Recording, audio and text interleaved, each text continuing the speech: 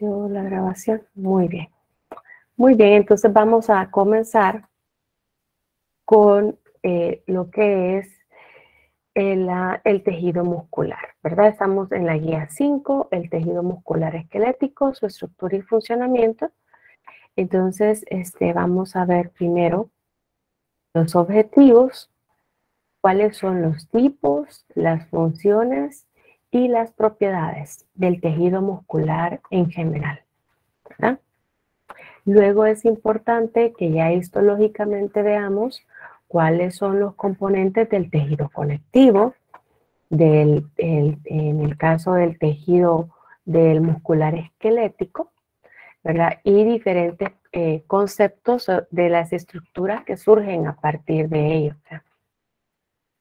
Luego, que ustedes también describan la manera en la que son irrigados e inervados los músculos esqueléticos, cuál es la estructura microscópica y molecular de la fibra del músculo esquelético.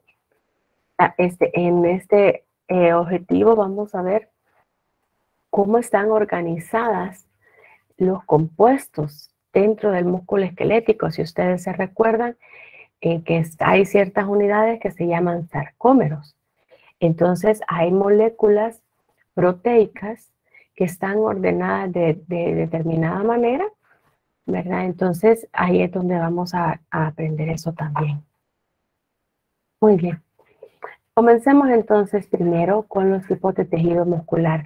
¿Alguien se recuerda cuáles son los 3 tipos de tejido muscular?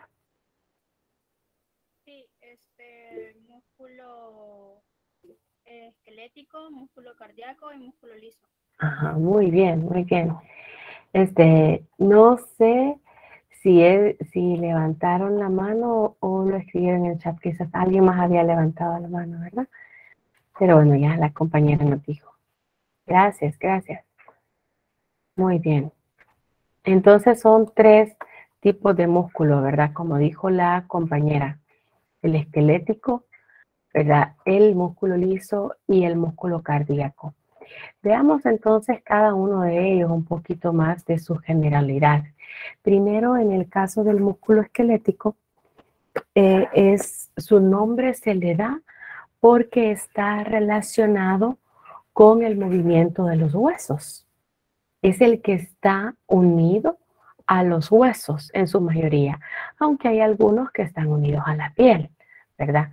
Pero como ayuda a que el sistema esquelético se mueva, a generar movimiento, entonces por eso es que se llama músculo esquelético. La otra característica de este tejido es que el músculo, como ustedes pueden ver, presenta estas bandas claras y oscuras alternadas. Esas se llaman estrías, ¿verdad? Entonces, la célula muscular es estriada por esa alternancia de bandas. Y como ya vamos a ver, esto es porque las moléculas dentro de la fibra se agrupan, ¿verdad? En esas estructuras secuentes, ¿verdad? O secuenciales, que son los sarcómeros, y entonces eso es lo que provoca, ¿verdad? Que hayan partes en las que se vean bien oscuras y otras en las que se vean claritas. Lo otro es que este músculo es voluntario. ¿Eso qué quiere decir? Que lo controlamos con nuestra mente, que nosotros controlamos eh, qué movimiento queremos hacer y por tanto qué músculos deben contraerse para ese movimiento, ¿verdad?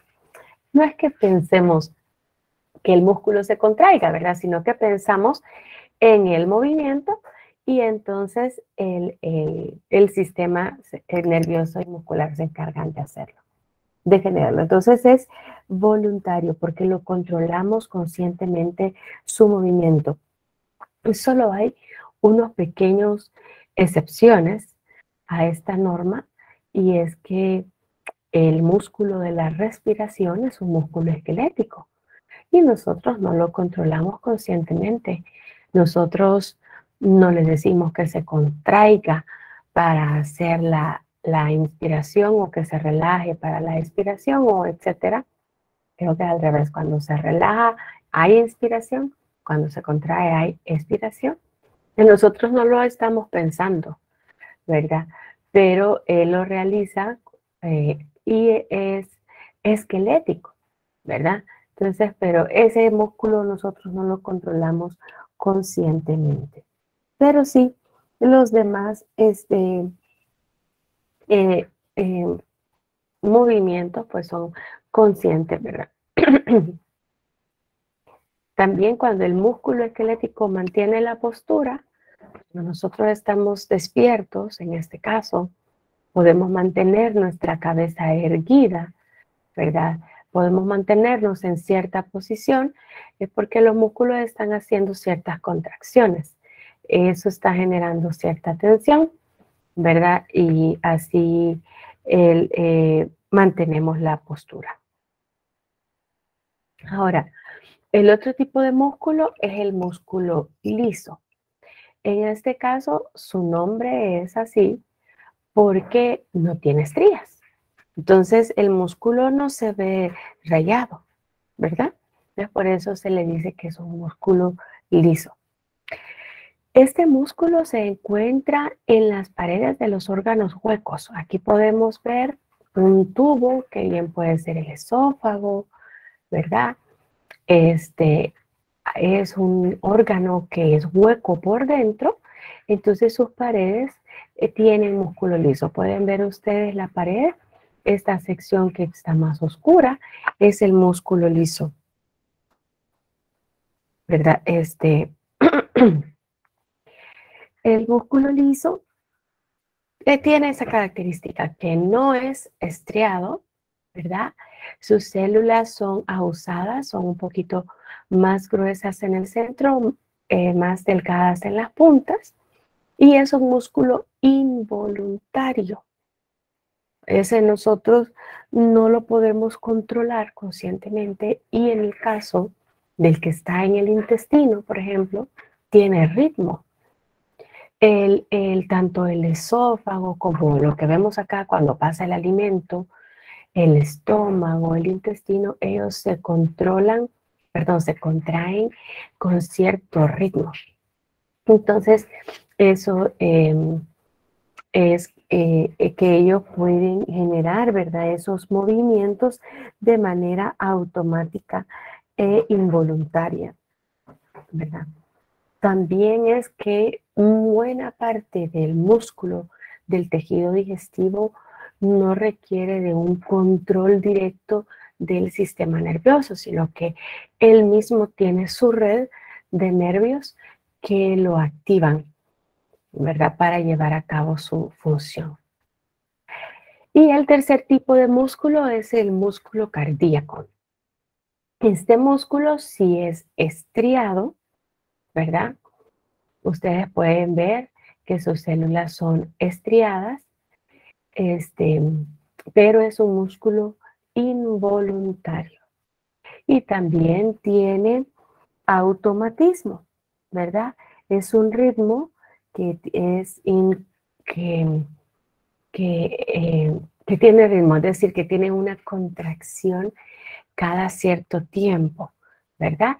Entonces, él mantiene un ritmo normal, que el ritmo del corazón puede ser alterado por ciertas sustancias, como por ejemplo la adrenalina, puede hacer que ese ritmo sea más acelerado, sea más rápido, ¿verdad? Este tejido ustedes lo van a ver mejor en el módulo 3 cuando vean el sistema cardíaco. Pero si ustedes recuerdan las diferencias en las células, que las células tienen un solo núcleo, también que las células son ramificadas y que se unen entre sí por estas estructuras que son los discos intercalares, ¿verdad? Muy bien, esas son las generalidades de los tres tipos de tejido. ¿Tienen alguna pregunta?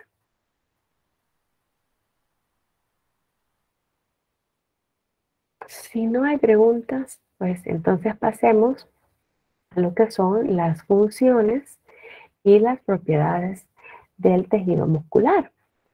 Es importante que ustedes comprendan que una función es lo que el tejido realiza con su actividad.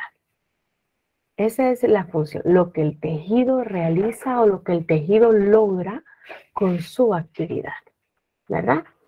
Como en el caso de aquí, la primera función que vemos es la producción de movimientos corporales, ¿verdad? El sistema muscular con su contracción y con su relajación puede movilizar el cuerpo o puede movilizar ciertas partes del cuerpo, como en el caso ahorita que yo estoy hablando, estoy moviendo las manos, entonces el tejido muscular está jalando o haciendo, ¿verdad? Que los huesos del esqueleto pues se muevan. Entonces con esta función, así podemos correr, podemos caminar, podemos teclear, podemos tocar un instrumento, ¿verdad? Muy bien. La siguiente función del sistema muscular es la estabilización de las posiciones corporales. Lo que ya habíamos hablado, ¿verdad? Que hay contracciones de los músculos que no generan fuerza, no se acortan, ¿verdad? Pero hacen que nuestro cuerpo se mantenga en cierta posición, como en el caso de nuestro cuello, que puede mantenerse recto y detener la cabeza en su posición, ¿verdad? Entonces eso es cuando estabilizan las posiciones corporales. Permítanme un momento.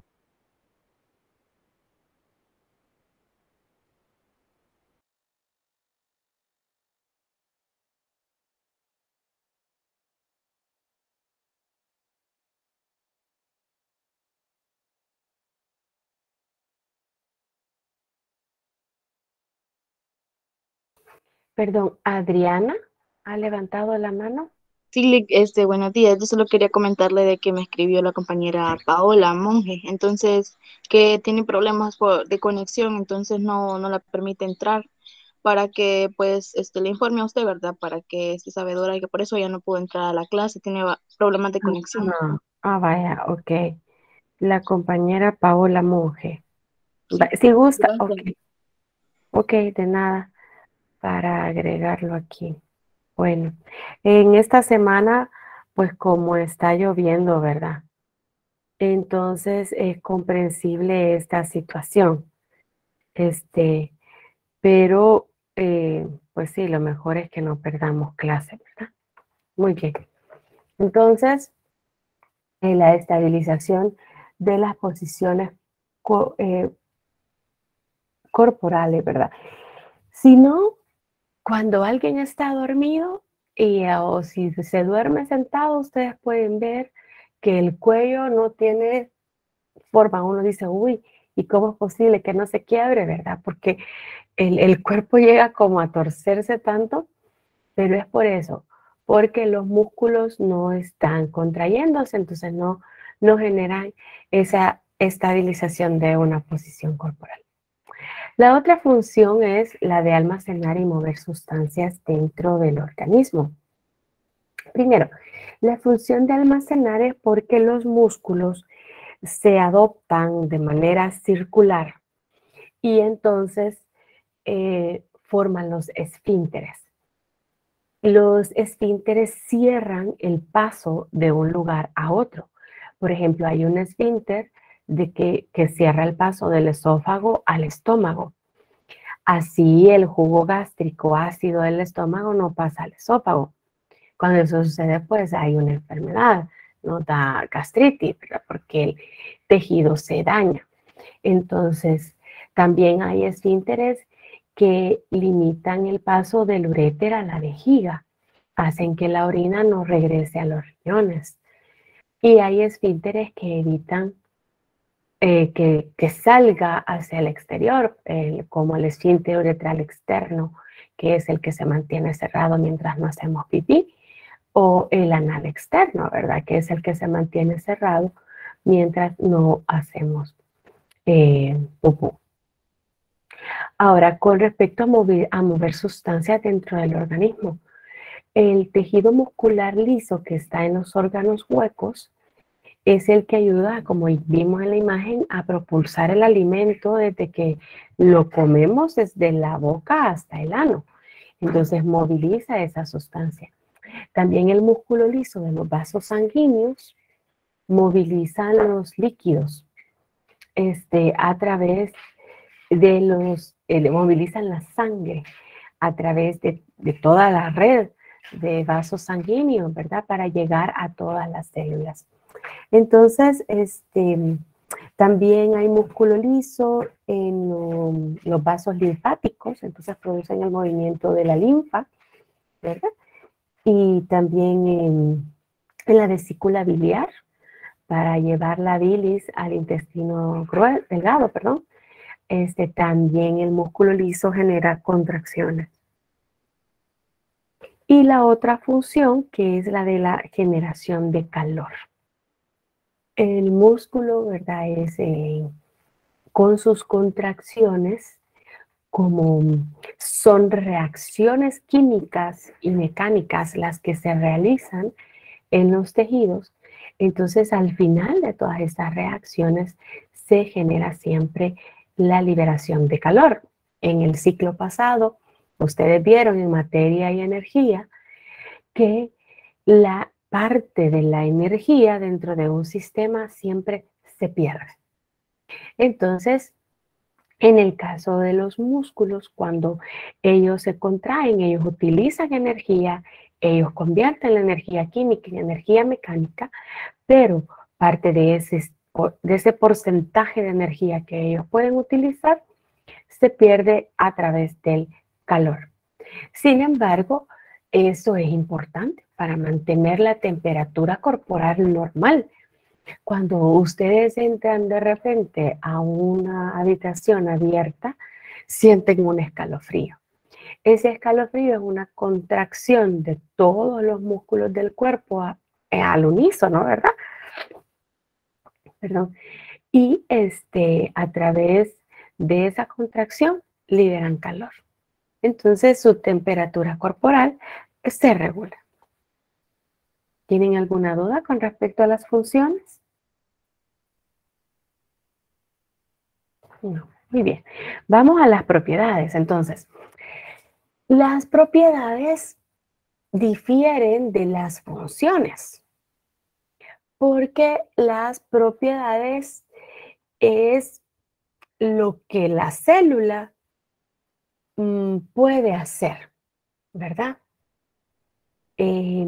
O la forma en la que la célula puede responder y cuáles son, por así decirlo, debido a sus componentes, cómo la célula puede reaccionar, no tanta, sí, una parte, perdona, es reaccionar, pero estoy tratando de explicar o que ustedes comprendan cuál es la diferencia entre una propiedad y una función. Una propiedad es como una característica de la célula, algo que la célula tiene, ¿verdad? Y que con eso ella es capaz de realizar sus actividades celulares. Y quieras o no, a través de eso, esas células pueden lograr sus funciones. Entonces, la primera propiedad es la excitabilidad eléctrica. ¿Eso qué quiere decir? Que la célula puede responder a estímulos externos. La célula puede ser excitada. Entonces, la célula muscular recibe una señal y debido a esa señal, ella se excita. Cuando ella se excita, ella genera otra señal eléctrica dentro de ella, ¿verdad? Entonces, esta excitabilidad eléctrica es una corriente que la célula genera y que va a pasar a lo largo de toda su membrana plasmática, como esta lo vamos a ver más adelante, ¿verdad? Entonces, las células musculares Y las células nerviosas tienen esa propiedad de la excitabilidad eléctrica.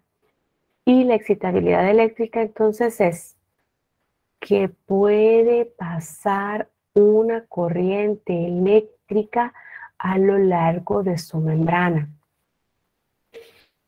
En el caso de la célula muscular, ella genera esa señal eléctrica que va a pasar a lo largo de su membrana, pero la genera porque otra célula la excita. En este caso, la célula nerviosa, ¿verdad? Entonces, cuando veamos el sistema nervioso, ahí vamos a ver un poco más sobre estas señales eléctricas, ¿verdad? Aunque si ustedes lo quieren leer para comprender mejor esta guía, pueden hacerlo. Pueden estudiar, me parece que es la primera guía del sistema nervioso, pero no se las hemos dado, ¿verdad? Entonces ahí van ustedes a relacionar, porque aquí dice que es la sección 12.3, para los que tienen tórtora. Voy a buscar cuáles son las páginas que tratan sobre la excitabilidad del sistema nervioso y puedan ustedes comprender un poquito mejor, ¿verdad? Yo les digo, me parece que es en la guía 9. Entonces, sí, es la primera del sistema nervioso, pero ya les voy a decir, aquí estoy viendo la página. Esto es algo que no vieron el ciclo pasado, cómo es que se envían las señales eléctricas. Entonces, el potencial, la manera en la que envían las señales eléctricas se empieza a explicar en la página 458 de Tórtora. Para quienes tengan el libro, pueden apuntar la página 458 del libro de Tórtora. Son las señales eléctricas en las neuronas. Entonces, como les digo, una señal eléctrica, voy a buscar, me parece que tenemos una imagen más adelante, o no, está en otra guía. Una señal eléctrica es una señal que se va a transmitir a lo largo de toda la membrana, a lo largo de toda la membrana de la célula muscular. Voy a ponerles una imagen que está de un contenido, siempre de la guía 5, pero más adelante. Si nos enfocamos en esta imagen, ¿verdad? Aquí vamos a ver que miren este circulito está identificando un potencial de acción. Y esta es la señal eléctrica que transcurre a lo largo de la membrana plasmática de la fibra muscular. Entonces, este paso de este potencial de acción a lo largo de la membrana se puede dar porque la célula tiene esa propiedad de la excitabilidad eléctrica. No todas las células pueden hacer que pase una corriente a lo largo de su membrana. Entonces, ya más adelante van a ver ustedes que ese paso de corriente es el flujo de iones, ¿verdad?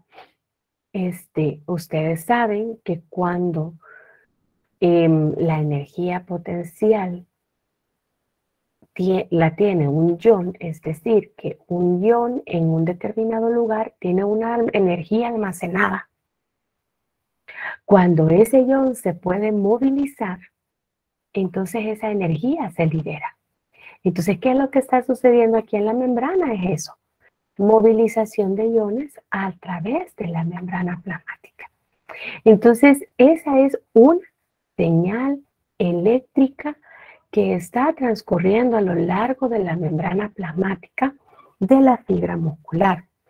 Y eso se llama potencial de acción muscular. Y Eso se da porque la célula lo permite, la célula tiene esa capacidad y es excitable. Para que la célula muscular genere un potencial de acción muscular, debe de recibir un potencial de acción nervioso, ¿verdad? La célula nerviosa es la que viene a excitar a la célula muscular. Entonces, cuando la fibra muscular recibe la señal del nervio, ella genera ese potencial de acción, ¿verdad? Y entonces, eso después es lo que desencadena toda la demás actividad de la fibra. Pero espero que hayan comprendido la excitabilidad eléctrica. ¿Tienen alguna duda respecto a esta propiedad? Poco a poco vamos a ir captando cómo es esa relación entre el sistema nervioso y el sistema muscular y cómo es que ese potencial de acción que va aquí en la membrana, ustedes ven en la superficie de la célula, cómo puede afectar la parte interna de la célula. Muy bien. Vamos a regresar entonces a la presentación con respecto a las propiedades. Si tienen dudas, me dicen. Si quieren que repita algo, yo lo puedo repetir con gusto. Ahora, la siguiente propiedad es la contractilidad. ¿Eso qué quiere decir? Que el tejido muscular puede contraerse, puede acortar su longitud. Con esa contracción el músculo genera tensión, es decir, que jala de las estructuras que lo conforman a él y que están alrededor de él, ¿verdad? Entonces, unas células musculares tiran o se contraen, entonces tiran de los tendones que están adheridos a los huesos, tiran de los huesos, entonces generan su movimiento, ¿verdad? Si la contracción es lo suficientemente fuerte para vencer el peso de de los huesos o de lo que tengamos, ¿verdad? Pero hay momentos en los que puede generar, contracción, se genera tensión, pero no hay acortamiento, ¿verdad? Como por ejemplo sostener un objeto o este libro, ¿verdad? Con el brazo extendido. Aquí en este caso no hay acortamiento del miembro, yo no estoy flexionando el brazo, pero sostengo el libro, que es un peso. Entonces los músculos están generando tensión, están generando fuerza, aunque no están acortando su longitud. Pero también vamos a ver ese tipo de contracciones más adelante. La extensibilidad. La extensibilidad es lo contrario a la contracción. Es que el músculo puede estirarse más allá de su tamaño normal. Esa es la extensibilidad. El músculo puede estirarse más allá de su tamaño normal. Entonces, claro que eso tiene ciertos límites, ¿verdad? Pero el músculo puede estirarse. Por eso es que después de hacer un ejercicio, tratamos de estirar todos los músculos, ¿verdad? Para que se relajen, para que ya no estén contraídos. Entonces, estirar es que el músculo se va a alargar un poco más de su tamaño normal. Esa es la extensibilidad. Ahora, la siguiente propiedad nos permite ver que después que el músculo se contrae o se extiende, como es elástico, él vuelve a su forma normal. Entonces es como un hule. Un hule es un elástico, ¿verdad? Nosotros lo estiramos, nosotros lo contraemos, pero él, por su elasticidad, después de ese estira o encoge, vuelve a su tamaño normal. Entonces igual son las células del tejido muscular. Pueden recuperar su longitud y su tamaño normal después de haber sido contraídos o extendidos por su elasticidad. Y de hecho vamos a ver que hay ciertos componentes, ciertas proteínas que tienen las fibras musculares que le dan esas propiedades. Muy bien. ¿Tienen alguna duda con respecto a las funciones y las propiedades? Dígame. Vamos a ver, me parece que varios están como levantando la mano. Carla Adriana Cabrera. Entonces, la contractibilidad de los huesos, perdón, de los músculos es cuando genera el estiramiento, pero está como ejerciendo una fuerza. Sería como la tensión. Y la extensibilidad es solamente cuando está generando el estiramiento. Va. La contracción se da por el mismo. Van a acortar su longitud. Cuando ellas acortan su longitud, como ellas, si el tamaño del músculo se hace más pequeño, ¿verdad? Entonces eso genera fuerza, eso genera tensión y eso puede hacer que aquí, por ejemplo, el músculo del brazo, aquí él está en su longitud normal, ¿verdad? Está en su longitud normal. ¿Qué sucede cuando se flexiona el brazo?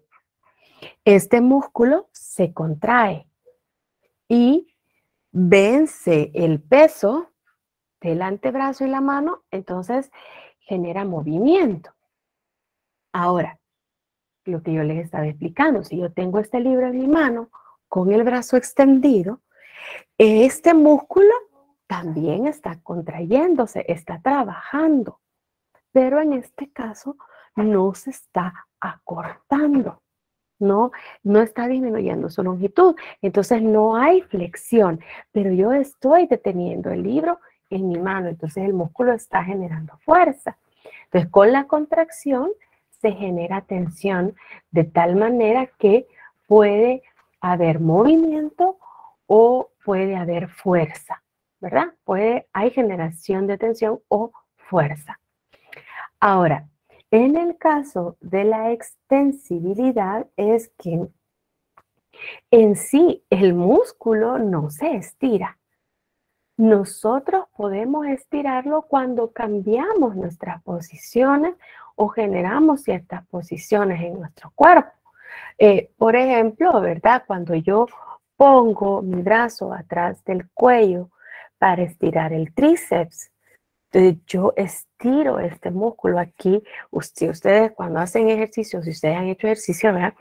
Y ustedes han hecho pesas o algo así, cuando ustedes le hacen así, ustedes cabal sienten que el músculo se está estirando. Entonces, el músculo tiene la capacidad de soportar este estiramiento porque tiene extensibilidad.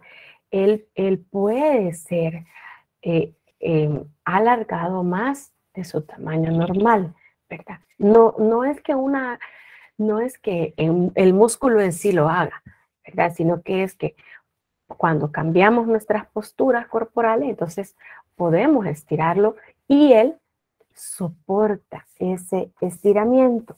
Él tiene la capacidad de estirarse sin dañarse. Claro, cuando hay accidentes y nos estiramos o estiramos algún miembro, hacemos un mal movimiento, puede haber alguna que se hiera el tejido, ¿verdad?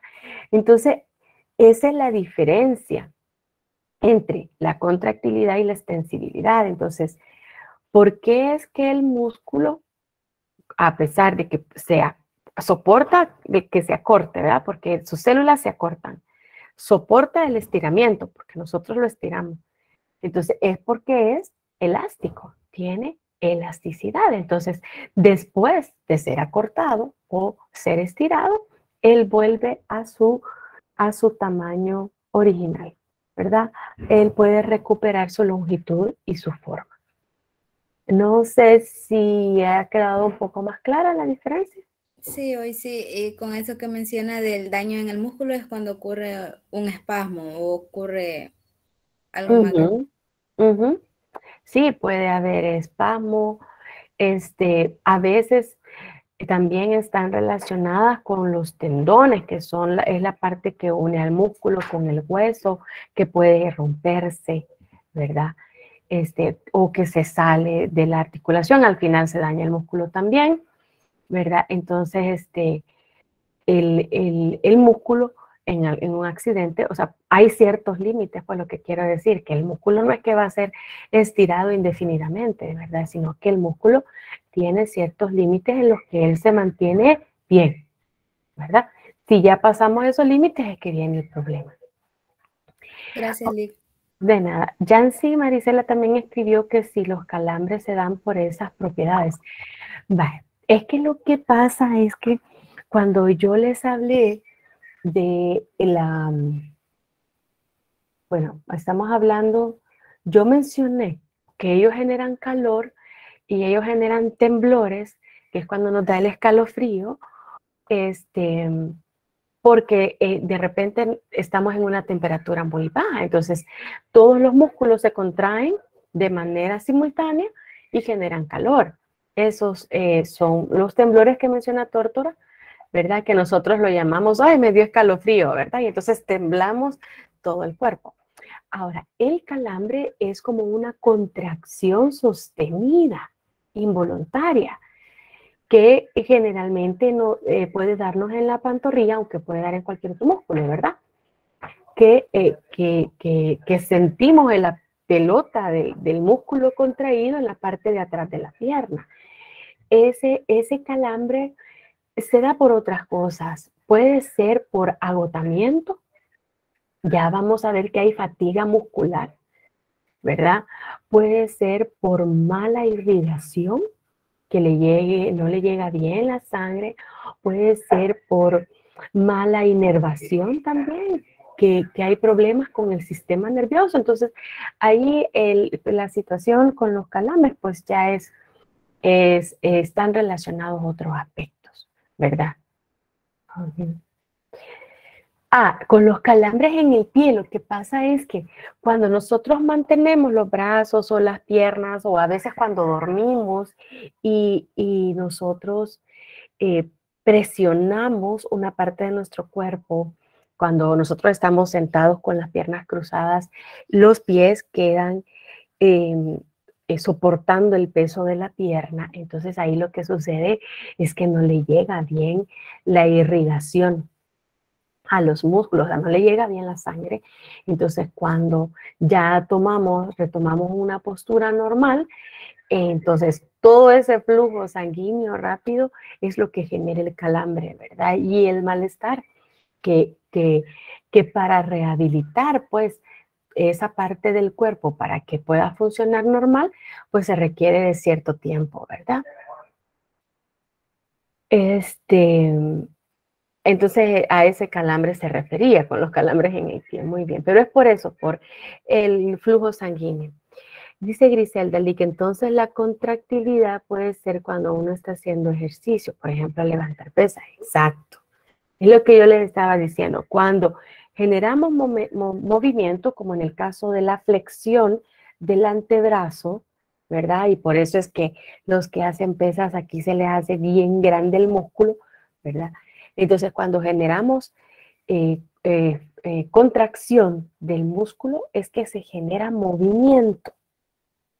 Se genera movimiento.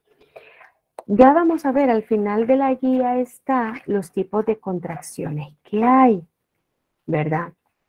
Y ahí vamos a hablar de contracciones isotónicas y contracciones isométricas, ¿verdad? Ahí va a quedar un poquito más claro esto, pero se nota la contracción del músculo cuando hay un acortamiento, entonces se da movimiento, ¿verdad?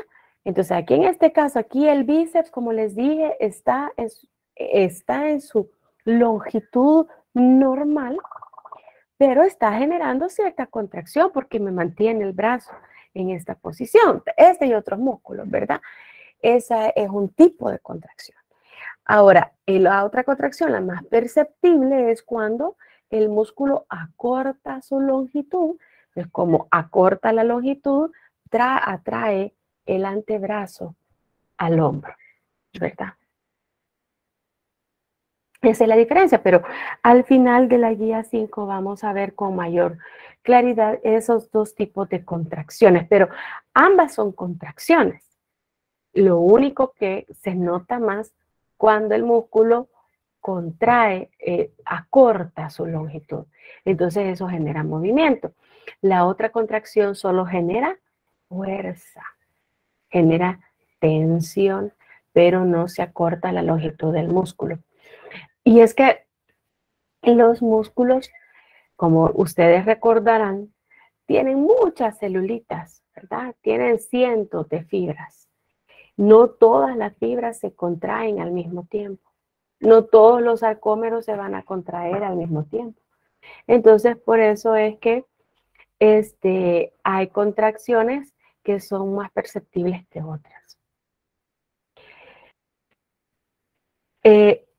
Todos funcionan así, todos funcionan como grupo, ¿vale? Pero cuando habla que uno se contrae y el otro se extiende, en este caso, sí, bíceps se contrae, tríceps se extiende. Ya vamos a ver, eso es en la guía 6, ¿verdad? Que los músculos trabajan como en grupos, ¿verdad? Y hay grupos que trabajan como los opuestos. Si un músculo se contrae, el otro se estira, ¿verdad? Entonces sí trabajan así.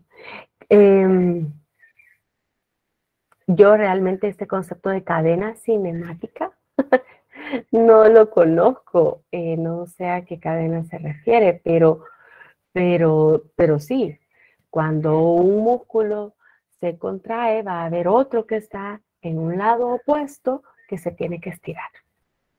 ¿Verdad? Y más que todo en estos movimientos de flexión y extensión, siempre van a haber músculos que se van a contraer, que van a generar la fuerza, y músculos que tienen que ceder, músculos que tienen que estirarse, ¿verdad? Por ejemplo, aquí, que yo estoy flexionando mis dedos, hay músculos del antebrazo que se están contrayendo, y en la parte anterior, ¿verdad? Por la posición anatómica. Pero en el dorso de la mano hay músculos, cuando yo le hago aquí, que tienen que estirarse, tienen que ceder. Entonces, siempre trabajan así los músculos en ese conjunto. Muy bien, jóvenes, miren, son las 9:06. ¿Qué les parece si antes de dar inicio con la histología de la fibra muscular tenemos un pequeño receso? ¿Verdad? Tengamos un breve receso, así tenemos uno a las 9, uno a las 10. Si tienen alguna duda, pues la podemos ver después. ¿Qué les parece? Regresamos entonces a las 9:20, ¿verdad? Para que tengamos 15 minutitos, 9:20. Voy a parar la grabación.